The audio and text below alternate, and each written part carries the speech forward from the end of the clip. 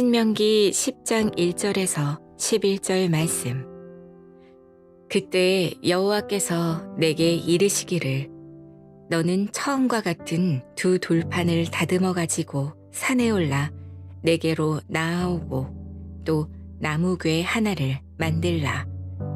내가 깨뜨린 처음 판에 쓴 말을 내가 그 판에 쓰리니 너는 그것을 그 궤에 넣으라 하시기로 내가 조각목으로 궤를 만들고 처음 것과 같은 돌판 둘을 다듬어 손에 들고 산에 오르매 여호와께서 그 총의 날에 산 위 불 가운데에서 너에게 이르신 십계명을 처음과 같이 그 판에 쓰시고 그것을 내게 주시기로 내가 돌이켜 산에서 내려와서 여호와께서 내게 명령하신 대로 그 판을 내가 만든 궤에 넣었더니 지금까지 있느니라.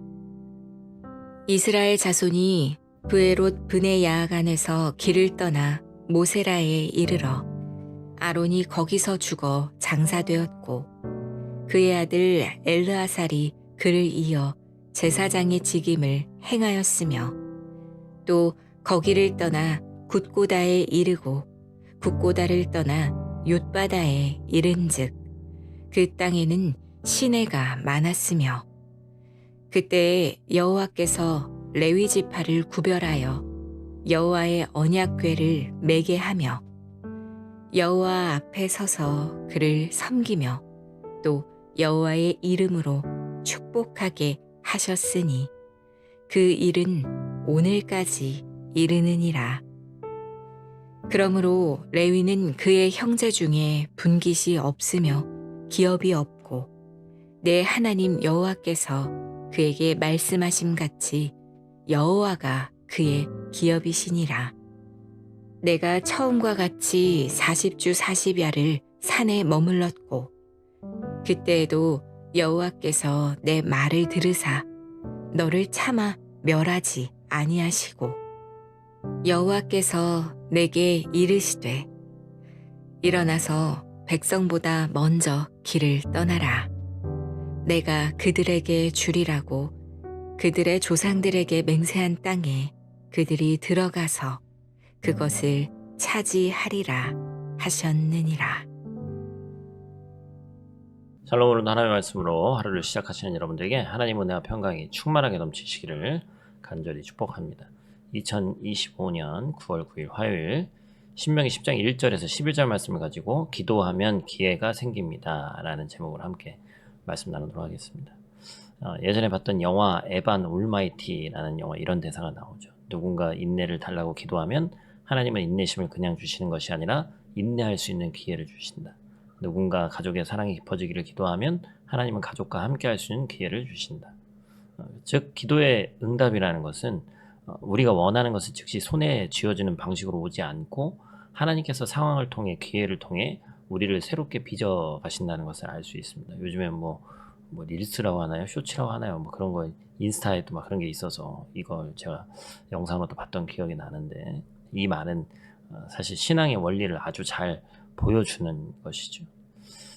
오늘 우리가 함께 볼 이 신명기 10장 말씀이 바로 그런 장면입니다. 앞서 9장에서 모세는 금송아지 사건으로 진노하시는 하나님 앞에서 이스라엘을 위해서 중보 기도를 드렸습니다. 그래서 신약에는 예수님, 구약에서는 이 모세가 사람과 하나님 사이에 어떤 중보자의 역할을 하는 그 장면을 우리가 보게 되죠.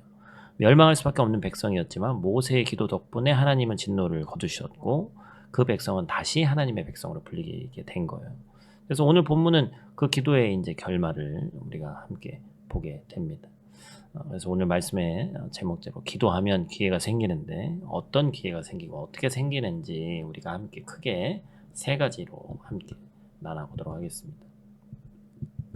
첫 번째로 우리가 기억해야 될 것은 다시 말씀 앞으로 가는 기회가 생긴다라는 것이죠. 신명기 10장 2절 말씀입니다. 같이 읽습니다. 내가 깨뜨린 처음 판에 있던 말을 내가 그 판에 쓰리니 너는 그것을 그 궤 속에 넣으라.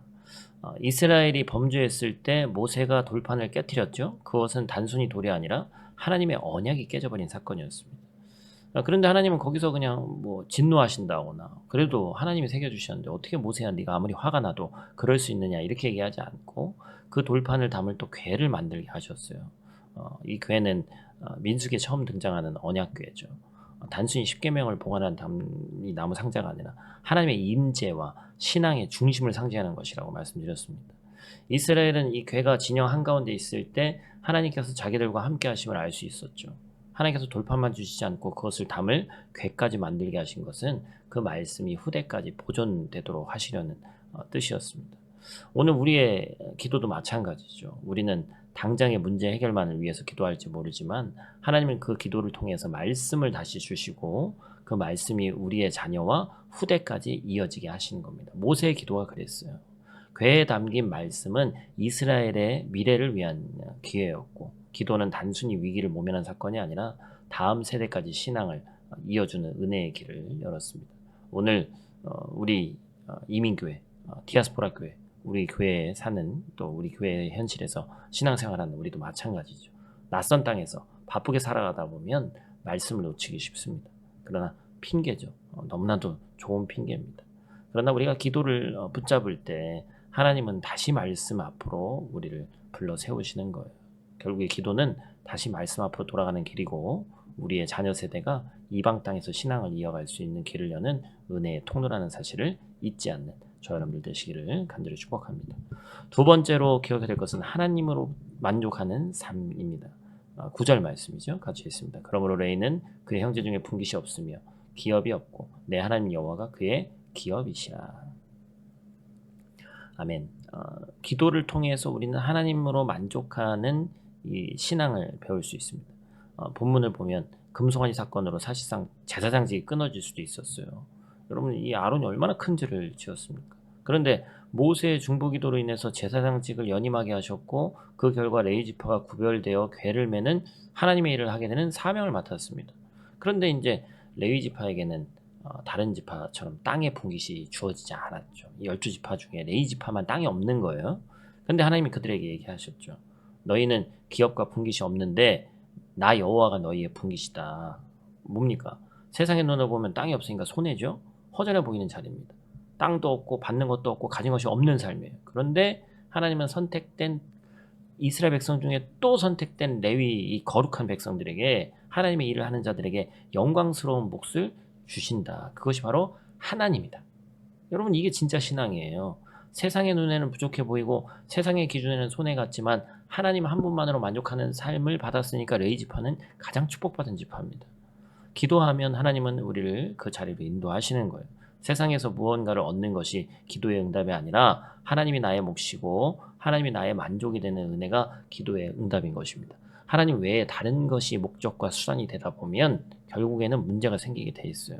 그래서 우리 믿는 자들에게는 바로 하나님께서 분깃이 되어 주신다. 레위 지파는 이스라엘 가정 가운데서 드려진 첫 열매 만물이라고 얘기를 합니다. 맞이죠. 하나님께 온전히 구별된 자들이었습니다. 그들의 책임은 언약궤를 매는 것이었는데 궤를 맨다는 것은 단순히 무거운 상자를 지는 것이 아니라 바로 하나님의 임재를 감당하는 일이었습니다. 목이 곧은 백성은 궤를 맬 수 없습니다. 자기 힘과 자기 의지로는 하나님의 임재를 감당할 수 없어요. 오늘 우리의 삶이 때로는 불안정하고 가진 것이 적어 보일 때가 많습니다. 그러나 기도로 하나님을 붙들 때 하나님께서 우리의 분깃이 되신다는 사실을 잊지 마시길 바랍니다. 부족해 보이는 삶 속에서도 하나님 한 분만으로 충분하다는 고백이 나오는 저와 여러분들 되시기를 간절히 축복합니다.